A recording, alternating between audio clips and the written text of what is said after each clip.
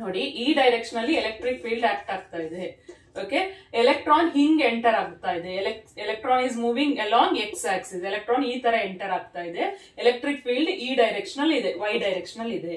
C ನಮ್ಗೆ ಗೊತ್ತು electric field ಹಿಂಗಿದೆ ಅಂದಾಗ ಇಲ್ಲಿ ಏನಿದೆ ಪಾಸಿಟಿವ್ ಚಾರ್ಜ್, ಇಲ್ಲಿ negative. Imagine positive and negative here. Okay, because electric field lines always starts from positive, ends on negative. See, this electron is being negative charge. ಏನಾಗುತ್ತೆ, electron ಹಿಂಗ್ enter ಆಗುತ್ತೆ, electric field ಇದೆ ಇಲ್ಲಿ. ಅವಾಗ ಏನಾಗುತ್ತೆ, electron experience a force towards positive.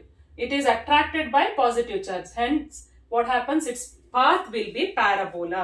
ಇಲ್ಲಿ third option correct, path will be parabola. Okay, ಅಥವಾ ನಾವು ಅವ್ರು ಏನ್ ಮಾಡಿರ್ಬೋದು ಅಂದ್ರೆ ಹಿಂಗೆ ಎರಡು ಪ್ಲೇಟ್ ಕೊಟ್ಟಿರ್ಬೋದು. ಓಕೆ, ಸೊ ಇಲ್ಲಿ ಏನ್ ಪ್ಲೇಟ್ ಇದೆ, ನೆಗೆಟಿವ್ಲಿ ಚಾರ್ಜ್ ಪ್ಲೇಟ್ ಇದೆ, ಇಲ್ಲಿ ಪಾಸಿಟಿವ್ಲಿ ಚಾರ್ಜ್ ಪ್ಲೇಟ್ ಇದೆ. Okay, and electron is moving parallel to the plate. So what will be the path traveled by electron ಅಂತೇಳಿ ಕ್ವಶನ್ ಕೇಳ್ಬೋದು. ಅವಾಗ ಏನ್ ಮಾಡ್ಬೇಕಾಗತ್ತೆ, ಸಿ ಎಲೆಕ್ಟ್ರಾನ್ ಏನಾಗುತ್ತೆ, ಇಲ್ಲಿ electron is moving like this parallel to the plate. So electron is attracted towards positive charge of the plate. That's why its path will be parabola again. Okay, na makkale ee taraddella questions barutte.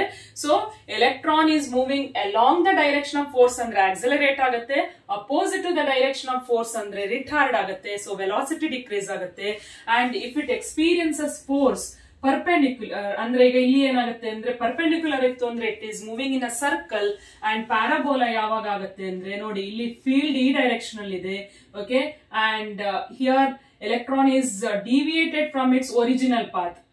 It is going downward direction. It is deviated or deflected from its original path, means its path will be parabola. ಅರ್ಥ ಆಯ್ತಲ್ಲ ಮಕ್ಕಳೇ?